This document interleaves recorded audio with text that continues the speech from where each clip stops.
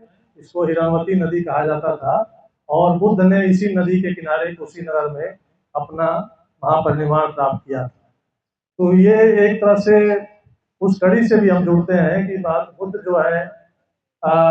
हिमालय की तरफ नहीं गए ज्ञान प्राप्त करने के लिए, वो जनता के बीच गए और जो ज्ञान प्राप्त किया वो ज्ञान यह था कि आखिर मनुष्य दुखी क्यों है, परेशान क्यों है, और उस दुख का कारण ढूंढने के लिए वो जनता के बीच गए। और जब उन्हें ये ज्ञान मिला तो वो पूरे जीवन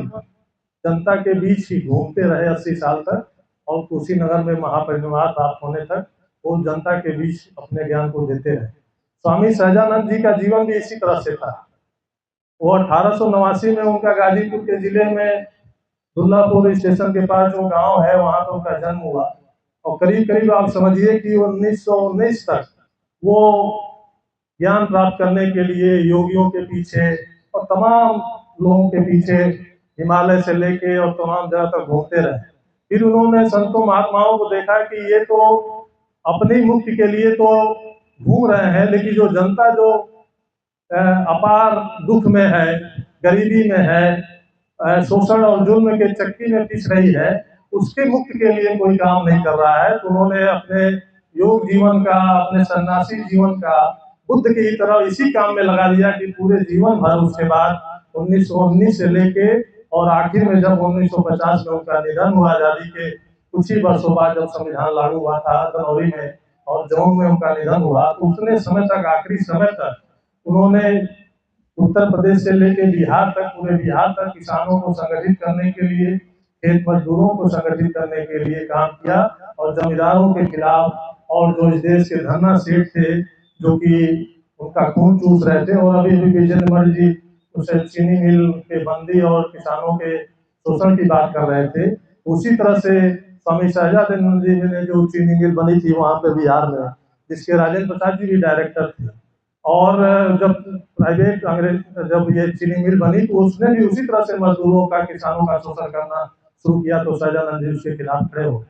तो आज सहजानंद जी को बहुत विस्तार में नहीं जाएंगे, अगर स्वामी सहजानंद जी पर ही बात करनी होगी तो बहुत समय लगेगा। इतना ज्यादा उन्होंने लिखा है, इतना ज्यादा काम किया है।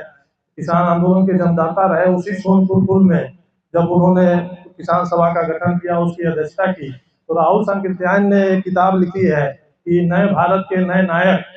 उस किताब में स्वामी सहजानंद पर बहुत सारा जिक्र किया है उन्होंने, और उन्होंने कहा कि मैंने भी उसी सोनपुर पुल में एक किसान सभा बनाने की कोशिश की थी, लेकिन सफल नहीं हो पाया। लेकिन स्वामी सहजानंद जी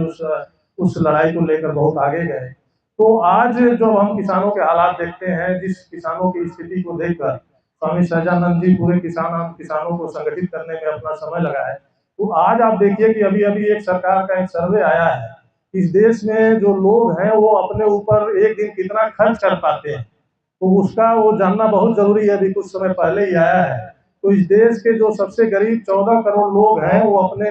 रोज अपने जीवन पर 50 से 100 रुपया ही खर्च कर पाने की स्थिति में है। अब आप सोचिए कि जो 14 करोड़ लोग हैं वो 50 से 100 रुपए में क्या खाते होंगे, क्या पीते होंगे, अपने बच्चों को क्या पढ़ाते होंगे, उनकी दवा इलाज की कैसी व्यवस्था करते हो। इसी तरह से किसानों का भी एक सर्वे आया है। इस देश में जो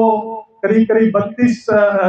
13 करोड़ जो किसान हैं, 55% जो किसान परिवार हैं, वो सब के सब कर्जे में डूबे हुए हैं, और एक किसान पर जो कर्जे का औसत हो गया है वो 92,000 रुपए से ज्यादा हो गया है। और जो इस देश के किसान हैं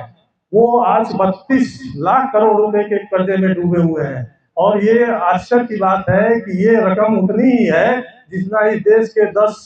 सबसे अमीर लोग हैं। अगर उस 10 अमीर लोगों की वो संपत्ति छीन ली जाए तो इस देश के सारे किसानों का कर्जा माफ हो सकता है। लेकिन ये जो हमारी सरकार है, जो स्वामी सहजानंद ने भी कहा था, आजादी की लड़ाई चल रही थी जब वो किसानों को संगठित कर रहे थे, खेतिहर मजदूरों को संगठित कर रहे थे, तो उन्होंने कहा कि हमारी लड़ाई अधूरी है,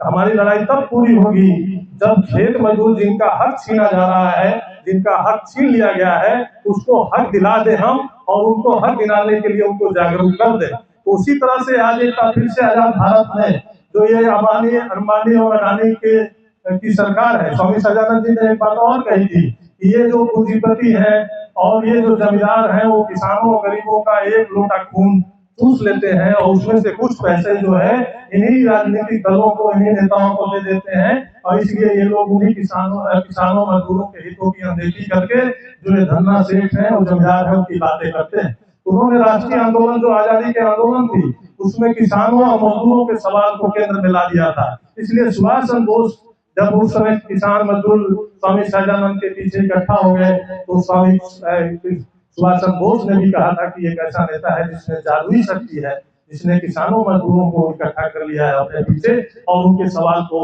आजादी की लड़ाई का सवाल बना दिया है। इसी तरह से जब आज एक दूसरी आजादी की लड़ाई चल रही है, जब फांसीवादी शक्तियां और धन्ना सेठों के पैसे वाली शक्तियां हमारे देश में काबिज हैं, तो उनके खिलाफ फिर से सहजानंद जी को याद करते हुए एक तरह से फिर उसी तरह से किसानों मजदूरों को एकजुट करना होगा और इनके खिलाफ संघर्ष करके स्थिति को उलट देना होगा और ये स्थिति हो जाएगी कि किसानों पर एक भी कर्जा नहीं होगा और जिन 10 लोग सारे जो हमारे 13 करोड़ किसानों के का सारा धन और शोषण करके चूस कर जो बैठे हुए हैं, इसी जनपद में जैसा जिक्र कर रहे थे कि 28 चीनी मिले थी, गोरखपुर बस्ती मंडल में 28 चीनी मिली थी और आजादी के पहले चीनी मिली थी और इसमें सरकारी चीनी मिली थी, उसको बंद कर दिया। 5 चीनी मिले देवरिया की थी, सिर्फ 1 चल रही है। जो है कुशीनगर में 10 चीनी मिले थी जिसमें से सिर्फ 4 चल रही है। गोरखपुर में जो मुख्यमंत्री का शहर है सिर्फ 1 चीनी मिल चल रही है। इसी तरह से बस्ती और सिद्धार्थनगर में भी यही हाल है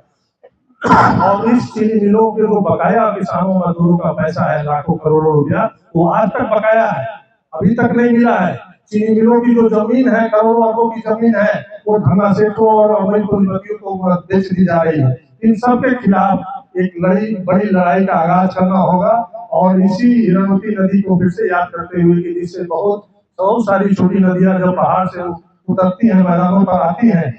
तो कई भागों में विभक्त हो जाती है, लेकिन अंत में जाकर वो अपने मूल नदी में मिल जाती है। उसी तरह से किसानों मजदूरों नौजवानों महिलाओं सब आजादी जो लड़ाइयां हैं वो हम लोग को एकजुट होगा इसी नीचे नदी की धाराओं की तरह और एक गंगा की धारा बनकर इस देश में एक नई क्रांति का सूत्रपात करना होगा। और मुझे लगता है कि आज का जो आयोजन है ये खासकर पूर्वी उत्तर प्रदेश में उसी तरह की लड़ाई का आगाज आज से यहाँ से हो रहा है और उसमें अपने साथी शिवाजी राय उसको नेतृत्व करेंगे। बहुत बहुत धन्यवाद।